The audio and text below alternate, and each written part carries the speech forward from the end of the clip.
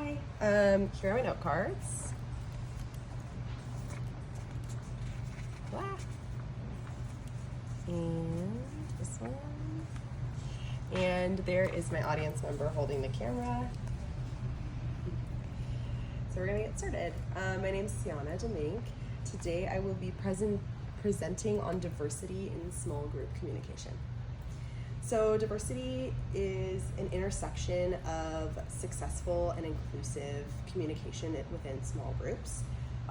Being cognizant of diversity begs us to focus on quite a few things.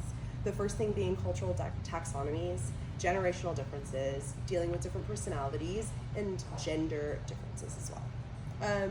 Diversity is a superpower, so leaning into it can cultivate efficiency, creativity, and innovation within small group communication.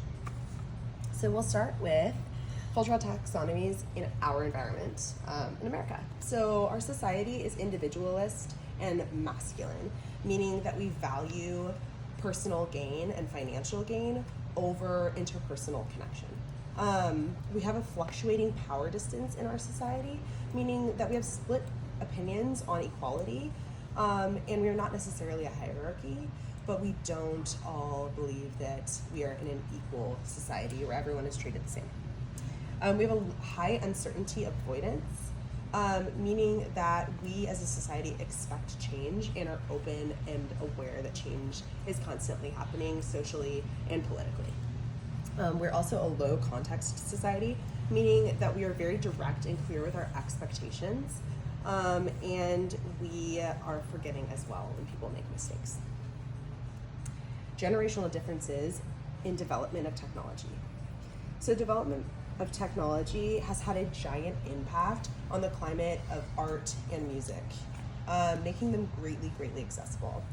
This has also, unfortunately, allowed for a huge spread of mis and disinformation, politically and socially, so people aren't always aware of what's really going on. It has allowed us to take strides in mental health, because there's a greater conversation about how we're feeling, how we're doing, what that means, and that we're not alone. There's also a huge gap between generations because of this really fast impact that social media has had, creating a really big difference between older and younger generations.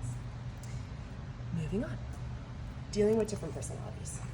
So, in leadership, as said by the Analysis of Women's Leadership in Group Communication by Rahman and Cecilo, it is really imperative that we have different leadership styles catered towards the different personalities and the different groups that we are teaching or engaging with. So there's a few different styles of leadership that are the most beneficial. The first is democratic. This is favorable because it's flexible, caters to people's needs, and takes in feedback to make adjustments. Bureaucratic is great in that it has clear roles and very good communication. The unfortunate thing about this is that people are so set in their roles that they can sometimes lack creativity.